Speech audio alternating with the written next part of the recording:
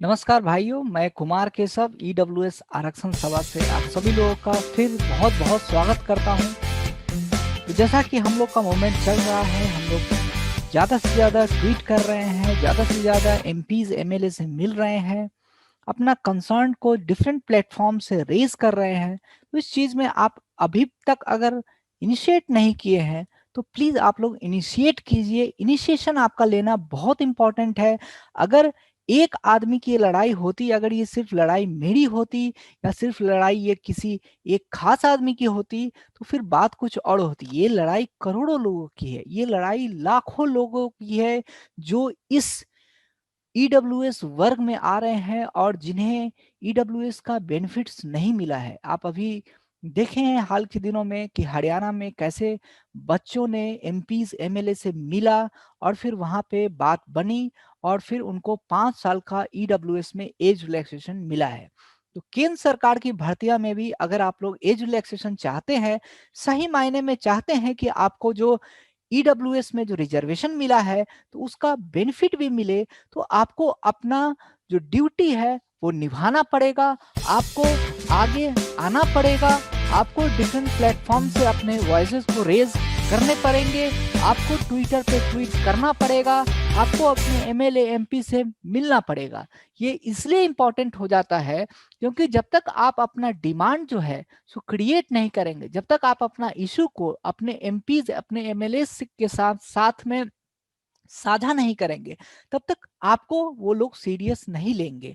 BJP के लोग serious तभी लेंगे आपको, तभी इस बात पे तवज्जो दी जाएगी जब इसकी डिमांड है सो ऑल इंडिया से उठेगी।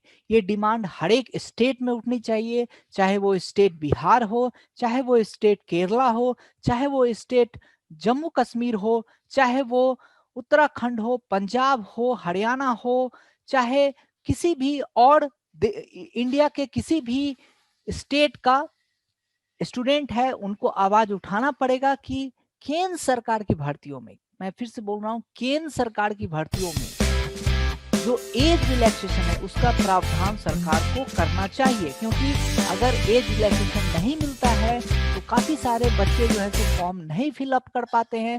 तो इस चीज को आपको अपने जो आपके एमपी हैं, आपके जो कॉन्स्टिट्यूएंसी के जो एमएलए हैं, जो भारतीय जनता पार्टी के एमपी या एमएलए अगर हैं, तो उनसे आप सबसे पहले मिलिए, उनसे आप नम्र निवेदन कीजिए, उनको समझाइए कि ईडब्ल्यूएस में क्या प्रॉब्लम है, उनको आप बताइए, उनको पकड़िए, उनको फोन कीजिए, उनको बात कीजिए, उनसे टाइम लीजिए, उनसे अपॉइंटमेंट फिक्स कीजिए, तब जाके काम आपसे होगा। ठीक है, ट्विटर पे ही सिर्फ ट्रेंडिंग से नहीं होगा, ठीक है, और सिर्फ कमेंटिंग से ही नहीं होगा, आपको साथ साथ अपने एमएलए एमपी से मिलना होगा।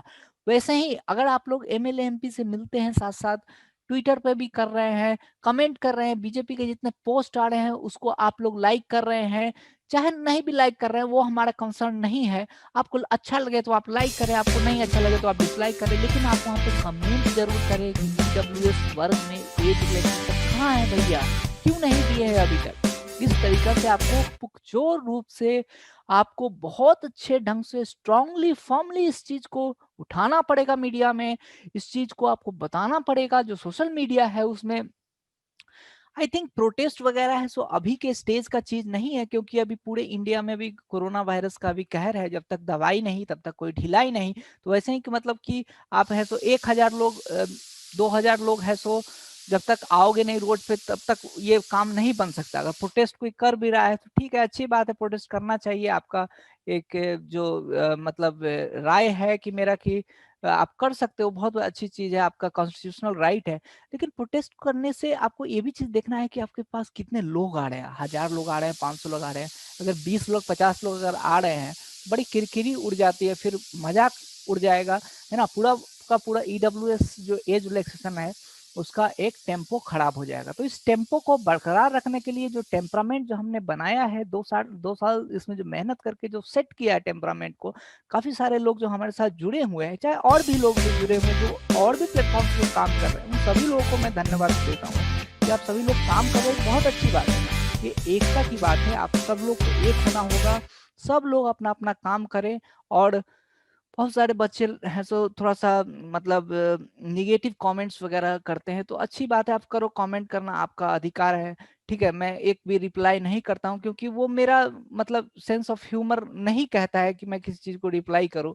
उससे क्या हो जाएगा, तुम 4 गालियां तुम किसी को दोगे तो इससे एज रिलैक्सेशन तुम्हें नहीं मिलेगा। एज रिलैक्सेशन कब मिलेगा, जब तुम कुछ काम करोगे, काम धाम करोगे नहीं, और सिर्फ ऐसे मतलब एक दूसरे पे लड़ाई और उस पे कुछ बोलोगे, उसको वो उसको कुछ बोलेगा, तो उससे कुछ फायदा तो हो नहीं। यहाँ टीआरपी जनरेट नहीं करना है ना भाई। यहाँ पे आपको मैं भी अपना जो कीमती समय है उसको निकाल के आप लोग को देता हूँ, इसलिए कि आप लोग का कुछ भला हो पाए, ठीक है, आप लोग का कुछ कल्याण हो पाए, कुछ एज रिलैक्सेशन मिल जाए, जाकि ताकि आप, बहुत सारे लोग डिफरेंट टाइप का एग्जाम का तैयारी कर रहे हो। 1-2 दिन पहले ही मुझे एक कॉल आया था एक बच्चे का कि वो SBI पीओ का तैयारी कर रहा है बच्चा, सिर्फ SBI पीओ का ही वो एग्जाम का फॉर्म भर रहा है। और जानते हो SBI पीओ में भी नंबर ऑफ अटेम्प्ट जो है सो लिमिटेड है, ठीक है। तो अगर हम अटेम्प्ट्स का अगर डिमांड नहीं करेंगे, ठीक है, एज रिलैक्सेशन के साथ अगर अटेम्प्ट्स का डिमांड नहीं करेंगे, तो हो सकता है कि SBI पीओ में जो है अटेम्प्ट ना दे, सिर्फ एज रिलैक्सेशन दे दे, ठीक है। तो साथ साथ आपको सारी चीजों का डिमांड करना है, एज रिलैक्सेशन हो गया, अटेम्प्ट का हो गया, फिर से जो भूमि के का जो शर्तें हैं उनको भी बाद में देखा जाएगा, है ना। अभी फिलहाल है तो एज रिलैक्सेशन, अटेम्प्ट रिलैक्सेशन, फी कंसेशन, एक बड़ा इंपॉर्टेंट चीज है इसमें, फी कंसेशन का भी जो है तो प्रावधान नहीं किया गया है। काफी सारे फॉर्म्स निकले हैं जिसमें फी थोड़ा थोड़ा कम किया है AWS में, ऐसा बिल्कुल भी मैं नहीं कहता हूँ कि एकदम ही नहीं किया है। बहुत सारे फॉर्म्स में आपने देखा है कि फी का कंसेशन किया है, लेकिन उस ढंग से अभी कम नहीं हुआ है जिस ढंग से होना चाहिए। तो फी बिल्कुल नील होना चाहिए, जीरो होना चाहिए। I am saying, I am repeating this statement, fee for all the EWS students should be nil. क्यों? क्योंकि जीरो इसलिए होना चाहिए क्योंकि economically backward section of society के लिए आपने लाया है, उनके पास पैसा नहीं होता है कि वो फॉर्म भर सके। जो पैसा नहीं है तो फिर वो फॉर्म कैसे भरेंगे, इसलिए उनको फ्री ऑफ कॉस्ट होना चाहिए। साथ ही साथ स्कॉलरशिप का भी प्रावधान होना चाहिए। ये सारी बातें सिर्फ मैं ही बोलूंगा तो फिर कैसे होगा, आपको मेरे साथ है सो रीट्रेट करना होगा, साथ में साथ कदम मिला के चलना होगा। अगर मैं कोई ट्वीट करता हूं तो उसको आपको 500 रिट्वीट होना चाहिए, चाहे आप ही कोई ट्वीट करते हो तो आपके साथी गण उनको रिट्वीट करना चाहिए, ठीक है। ये कौन कितना कर रहा है, कौन ये कर रहा है, कौन वो कर रहा है, उससे कुछ नहीं लेने जाने वाला है। मैं क्या वीडियो बना रहा हूँ, कोई दूसरा क्या वीडियो बना रहा है, इससे कोई किसी का नहीं होगा कुछ भी भला। अगर तुम यही सोचते हो कि सिर्फ न्यूज आ जाए, न्यूज सुन के कि चलो ये हो जाए वो हो जाए, तो ऐसे नहीं होता है, आपको भी आना पड़ेगा। सभी जितने भी स्टूडेंट हो सबको एकजुट होना पड़ेगा, ठीक है। अगर प्रोटेस्ट ही कर रहे हैं तो आप लोग जाओ, सभी लोग जाओ, 1000 2000 जितने लोग जा सकते हो उतने जाओ। लेकिन अभी चूंकि मैं ये कहना चाह रहा हूँ कि अभी कोरोना का टाइम है तो बहुत लोग नहीं जाएंगे, तो मैंने काफी सारे वीडियोस पिछले दिनों में भी बनाया है, लेकिन मैं, ठीक है, अच्छी बात है। I wish you all the best for what you are doing, and do what you like, whatever you like to do, but in a very disciplined manner. Your manner should be of non violence, non violence का manner आपका होना चाहिए, ठीक है। कुछ भी आप कर रहे हैं तो जो एग्रेसिवनेस है वो चीज नहीं होना चाहिए, सरकार के सामने निगेटिव संदेश नहीं जाना चाहिए, ठीक है। तो आपका अगर भारी संख्या में लोग हैं, संख्या बल है, तो सरकार जरूर सुनेगी, ठीक है। लेकिन अगर संख्या बल में अगर आप फेल होते हो then it's will be great disappointing, okay. So anyway, I wish you all the best and keep tweeting and keep supporting us. Thank you very much. Jai Hind.